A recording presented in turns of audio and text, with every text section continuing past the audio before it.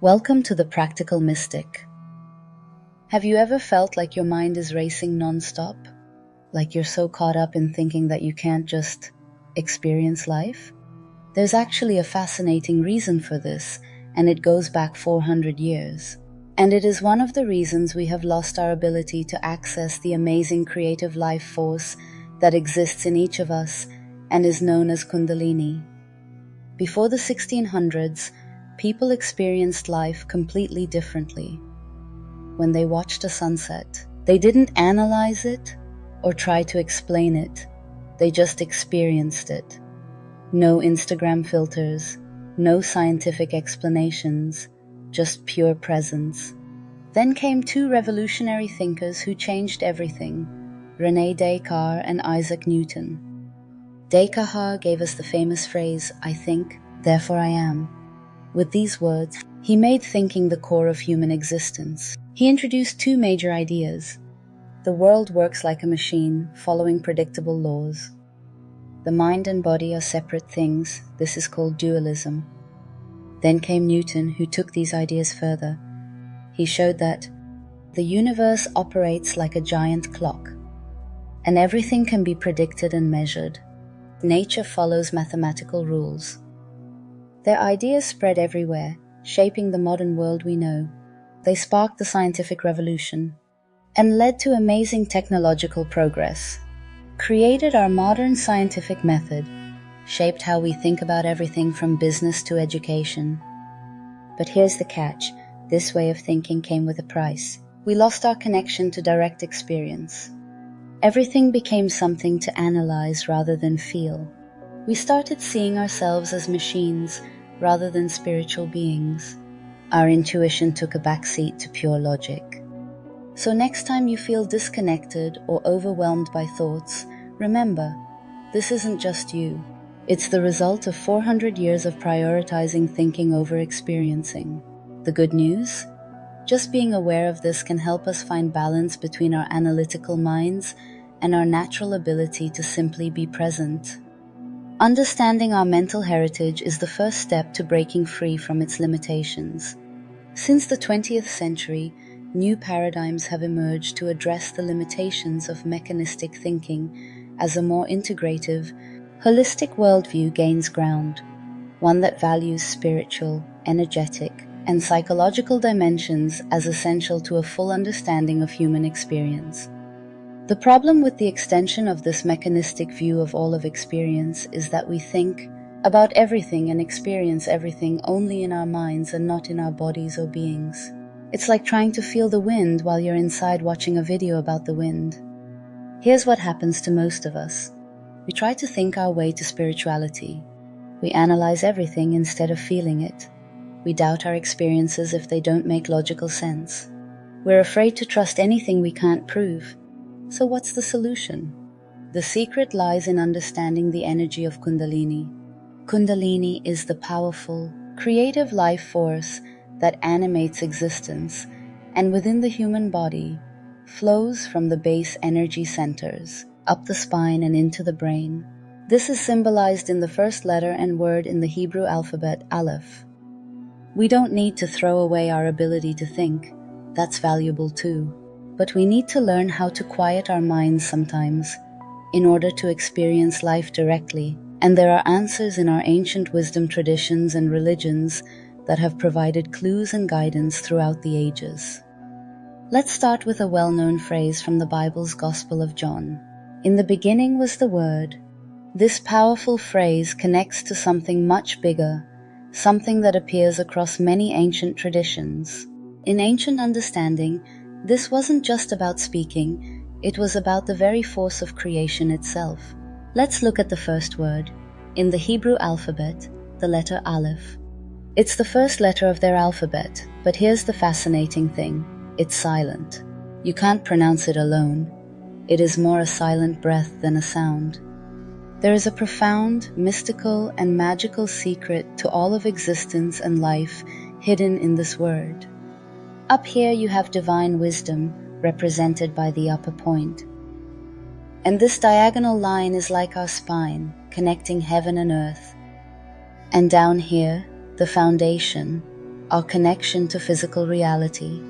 This silent letter tells us something profound.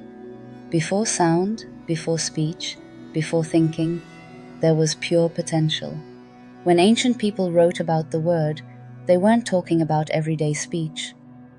They were pointing to something deeper, the bridge between silence and sound, between spirit and matter, between thinking and being, between life and breath. Let me explain this mystical interpretation of Aleph in Hebrew, mystical and Gnostic terms. The letter Aleph is composed visually of other Hebrew letters that have esoteric meanings related to the spiritual anatomy. The upper yod represents the third eye, the Ajna chakra. This position of the yod correlates to the pineal gland or third eye position. This represents higher consciousness and divine vision. The diagonal vav represents the spine. This slanted line in Aleph is formed like a vav, and this symbolizes the spiritual channel, Sushumna in Hindu terms. It connects heaven and earth, upper and lower consciousness. It acts as the central channel for spiritual energy. The lower yod represents the lower or sacral chakra. This corresponds to our creative and sexual energy, similar to the concept of Kundalini. It represents the root or foundation of spiritual energy and our experience in the material world. The construction of Aleph symbolizes a complete representation of the human as a channel between heaven, consciousness, and earth, our material, sensation-driven experience of life. This is why it's considered the first letter. It contains within it the complete pattern of spiritual awakening and divine human connection. In Gnostic terms, this construction shows the path of enlightenment. Our energy rises from the lower yod, where our life force, or Kundalini, lays coiled, through the diagonal vav, which is our spine and nervous system, to illuminate the upper yod, which is our consciousness and thought. But this concept of the sacred word is not limited to Judeo-Christian religions. It is present in many major religions around the world. In Islamic tradition, while there isn't an exact parallel to John 1:11, there is significance placed on divine speech in creation. The Quran repeatedly emphasizes that Allah creates through the command kun, be, as stated in verses like Surah Yasin 36:82. Indeed, His command is only when He intends a thing that He says to it, be, and it is. In Hindu scripture, there is a notable similarity in the concept of vayak, which means sacred speech or a word, and particularly in the importance of Om as the primordial sound. In the sacred Hindu texts known as the Vedas, especially the Rig Veda, Vak is described as the divine word that existed at the beginning of creation. One famous passage from the Rig Veda, known as the Devi Sukta, presents Vak declaring, I am with the Rudras, with the Vasas, with the Ahdityas, and all the gods. I am the beginning of all things. It's essentially saying that Vak, divine speech, is present with and precedes all these different classes of energy and indeed is the source or beginning of everything. It's a powerful statement about the primacy of divine speech, or a word, and life's creative and transformational energies. The concept of Om as the original vibration from which creation emerged also parallels this idea of the word being present at creation, though it's more focused on sound or vibration than logos, such as word or reason, as in John. Let's look at the components that make up the sacred word Om in more detail and discover the striking similarity to Aleph. The upper curve symbolizes higher consciousness or a waking state. It symbolizes a state of complete rest and rejuvenation where the mind and body find solace and transcend the material world. The upper curve signifies the ultimate peace that comes when one is liberated from the incessant activity of the mind, allowing for a deep connection with the essence of existence. The central spiral or diagonal symbolizes the dreaming state or connecting realm. This state is often seen as a bridge between the waking world and the deeper levels of consciousness. The middle curve symbolizes the transition from the tangible to the intangible, highlighting the importance of introspection and the exploration of one's inner landscape. The lower curve symbolizes a deep sleep state, or the unconscious realm. It symbolizes the experience of the physical world and the everyday reality that we navigate through our senses. This aspect of the OM symbol reminds practitioners of the importance of being grounded in the present moment, engaging with the material world while also acknowledging its transient nature. The dot or bindu symbolizes the transcendent state. The dot signifies the source of all creation, the point from which the universe emanates, and the final destination where all beings return. The bindu is often seen as the embodiment of the divine, the singularity from which all forms arise. It also represents enlightenment, the state of bliss and absolute clarity that comes with spiritual awakening. The semicolon-like curve symbolizes the separator and connector. This crescent-shaped line signifies Maya or illusion, representing the veils that obscure our true understanding of the self and the universe. It represents the shrouding of reality's true nature by false perceptions that obstructs our path towards spiritual development and awakening. By developing discernment and clarity and recognizing the transient nature of our thoughts and emotions, we can begin to see through the illusions created by our minds. As we bring our exploration of Kundalini, Aleph, and Om to a close, we find that these ancient symbols aren't merely letters or sounds, they are living guides.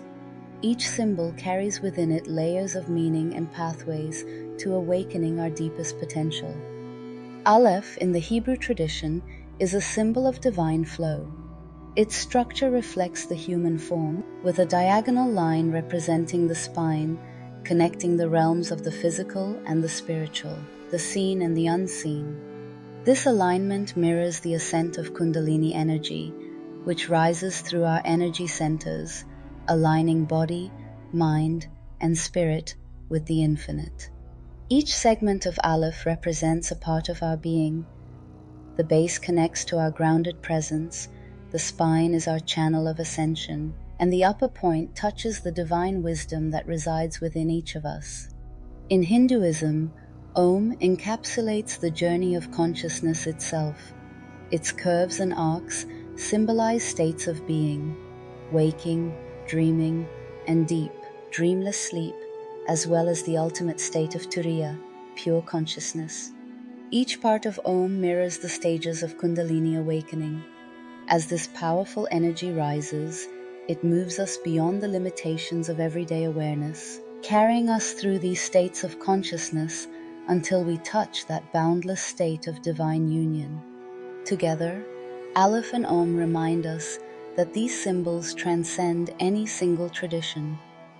They call us to awaken a universal life force within, inviting us to bridge the worlds of matter and spirit, thought and intuition, separation and unity. By quieting our minds, by turning inward, we can tune into this sacred energy. In the silence beyond thought lies a space where the wisdom of all traditions converges, a space where Kundalini lies dormant, waiting to rise. Whether you see it as the breath of the divine, the primordial sound, or the energy within your spine, this life force is ever present. When we focus on this internal current, feeling it flow through us, we not only elevate our consciousness, but also come closer to experiencing the interconnectedness of all life. To activate Kundalini, we must meditate on these symbols, feeling the energy of Aleph or Om resonate within us. As we do, each part of the symbol becomes a gateway, guiding our awareness upward and inward, layer by layer, dissolving illusions and allowing our divine potential to unfold. This practice doesn't belong to any one faith or culture. It is an invitation open to all who seek higher consciousness, unity, and awakening. As we close, I invite you to continue this journey of discovery and transformation. Soon, I'll be releasing a guided meditation video that will take you deep into the energy of these symbols, allowing you to experience their power firsthand. In this meditation, we'll use the symbols of Aleph and Om to guide the flow of Kundalini energy, awakening you to a higher state of being. If you found this video helpful, please like, share, and subscribe to the channel. Join me in this journey, and let's explore the mysteries within, one breath at a time. The path to transformation begins with the first step, quieting the mind, opening the heart, and listening to the ancient wisdom within.